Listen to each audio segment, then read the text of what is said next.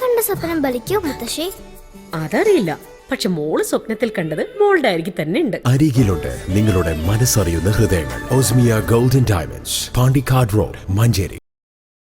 മഞ്ചേരി മാതാ അമൃതാനന്ദമയി മഠം ബ്രഹ്മസ്ഥാന പ്രതിഷ്ഠാ വാർഷിക മഹോത്സവം മെയ് 1-2 തീയതികളിലായി നടക്കുമെന്ന് ഭാരവാഹികൾ വാർത്താ സമ്മേളനത്തിൽ അറിയിച്ചു.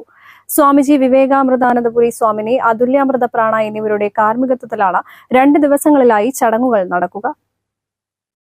അങ്ങനെ എല്ലാവരും ഒന്നായി തീരുക എന്നുള്ള ആ സനാതന ധർമ്മത്തിന്റെ പരമമായ ലക്ഷ്യമാണ് ബ്രഹ്മസ്ഥാന ക്ഷേത്രത്തിലൂടെ കൈവരിക്കട്ടെ. അതുകൊണ്ടാണ് അതിന്റെ ഒരു പ്രതീകമാണ് ആ പ്രതിഷ്ഠ. അതായത് നാനാത്വത്തിൽ ഏകത്വം.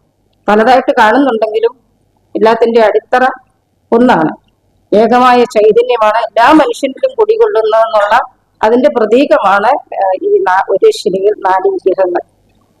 അപ്പൊ അമ്മ ഈ പ്രതിഷ്ഠ വാർഷികാഘോഷത്തിന് വരുന്നത് അമ്മയുടെ സീനിയർ ആയിട്ടുള്ള സന്യാസി ശിഷ്യരും ബ്രഹ്മചാരികളും ഒക്കെയാണ്. അവരുടെ കാർമ്മികത്വത്തിലാണ് ഈ ഉത്സവം ആഘോഷിക്കുന്നത്. ആദ്യ ദിനത്തിൽ രാവിലെ 6:30 ഗുരുവന്ദനം, ലളിതാ സഹസ്രനാമാർച്ചന എന്നിവ നടക്കും. 7:30 സംപൂജി സ്വാമിനി വരദാമിത പ്രാണ മഹോത്സവത്തിന്റെ ഉദ്ഘാടനം നിർവഹിക്കും.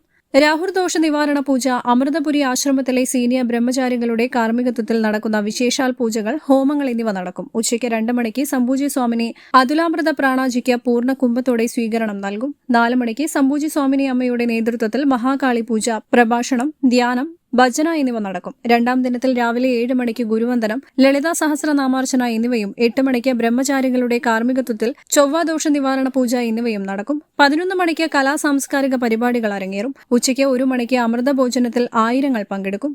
2 മണിക്ക് സംപൂജി സ്വാമിജി വിവേകാമൃതാനന്ദപുരിക്ക് പൂർണ്ണകുംഭത്തോടെ മഠത്തിലേക്ക് സ്വീകരിക്കും.